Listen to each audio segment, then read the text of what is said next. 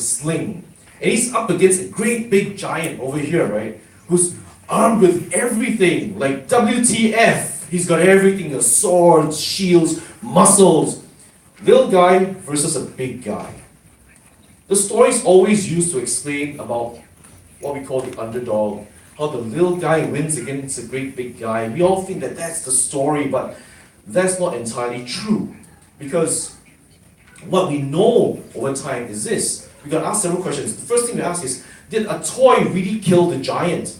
So when we look at it and we analyze the technology of the time, the slingshot that was used to kill this giant, right, was capable of very, very high speeds when you spin it. And that little ball was equivalent to a 45 caliber bullet in the head. That's what killed the giant. Then we also know that this weapon of theirs was, again, because this is blockchain, we know was democratized. Anybody could have access to this weapon. You could make your own. Shepherds could make it. This weapon was disintermediated. You did not need a middleman to help you make this. You could make this on your own. And of course, this was wholly decentralized. Nobody had to teach you how to use it. You could use it on your own. And that was very, very important. Now, the next thing is this giant of theirs. Was he so big, so powerful, so strong? No. Doctors now will tell you this giant suffered from this condition called acromegaly. This condition affected the pituitary gland, made you grow really, really big, but worse still, one of the side effects, it impaired your vision. The giant couldn't see. This giant, big as he was, strong as he was, couldn't see. Which brings me to the real point of my story. Right? And the story is this. The terrain we're fighting over, that we're talking about, is the energy terrain. The energy terrain is going from this, is going to look like this. Why? Because of distributed energy resources. We're going from dirty power, from coal-fired generation, through to diesel, to clean power like solar and wind. That's how the landscape is changing in every country in the world, including Korea. So who the heck are we? We are Electrify Asia. We're Asia's first decentralized electricity marketplace. We ran our ICO back in February. We were listed in Singapore as one of the biggest ICOs done. We raised a 30 million fundraise. We were oversubscribed at 1.2 billion.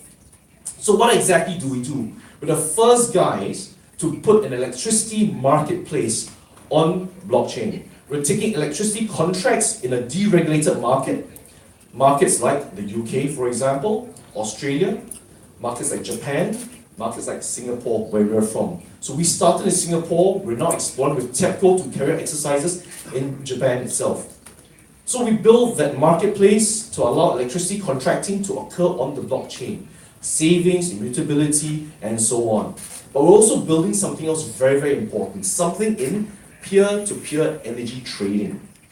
Now, a lot of you guys may think, oh, that's not new, I've heard about this before, a lot of other projects talk about peer-to-peer. Well, we are the first project to talk about peer-to-peer energy trading across a main grid. So what's a main grid?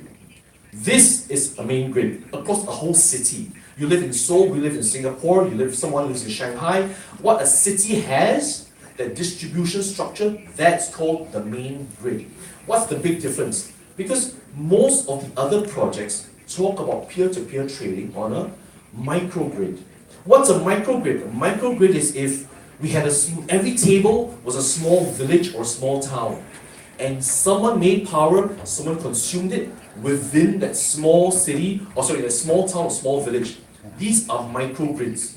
You control your own individual cables, your own individual power network.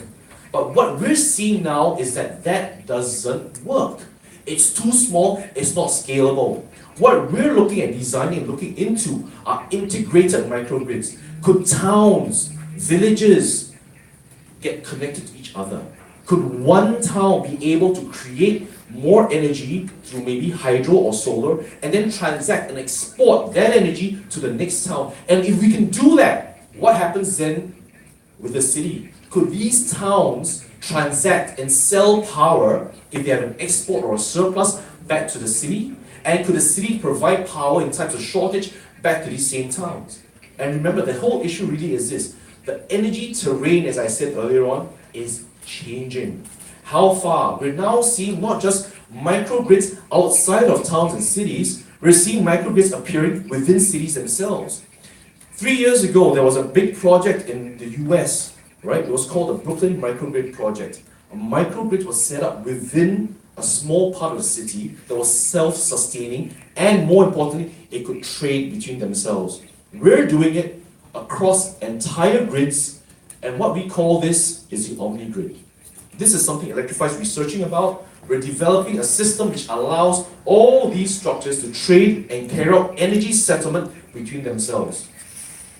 This platform is called Synergy, the first peer-to-peer energy trading platform across a national grid. And we've already built the first MVP. What we want to do is be able to take all these processes and allow this to occur, a very dynamic grid, where someone can trade power between themselves, generate solar, generate wind, and generate even more power and sell to their neighbors, sell to their friends.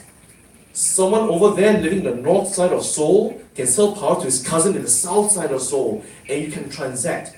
You would know where your power comes from, and that's what Synergy does. This is the scoping of the platform as we define it in our white paper. This went live, we built it, and we consulted our own peers in energy. We're not developers coming up with a solution. We came from the energy industry, and we designed this to work with the energy industry. So what's this big model? How do you trade power across the main grid? There's KEPCO in the middle of the city, right? They control everything. The platform that we use is a mechanism called a CFD, a contract for difference. This is a financial instrument. So what happens is this. Big utility companies have always traded power between themselves across a grid. The big generation companies that you have here, they've done that already. They've done this for decades. But see, the thing is, the big power companies are rich. They can afford the lawyers, the accountants, the consultants, the experts to make that contract, monitor that contract, execute that contract, and make sure the contract works. Because they're big, right? We can't do that, we can't afford that. But we can with Synergy. What we do at Electrify is through Synergy, we take these CFD contracts, these big expensive contracts, we bring them down onto the blockchain, execute them as smart contracts, auto-firing, autonomous smart contracts. And what that means is this, it means every one of you can trade power or can buy that power using this same smart contract, and that's what we're bringing to the table. This peer-to-peer energy trading platform will democratize the way power will be traded. It allows you to set your own distributed energy resource through solar panels. It allows a factory owner, a warehouse owner to monetize his rooftop and trade power to his community. And that's what this thing does. What we envision in terms of the software interface essentially is this.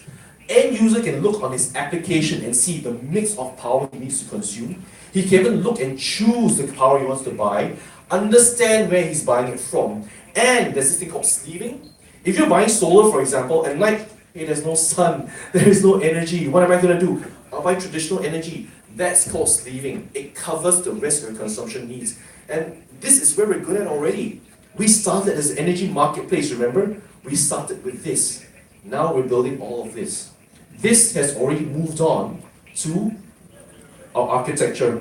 Fully designed, we've already deployed our MVP, the minimum viable product. We have built a hardware device, an IoT box called a power pod.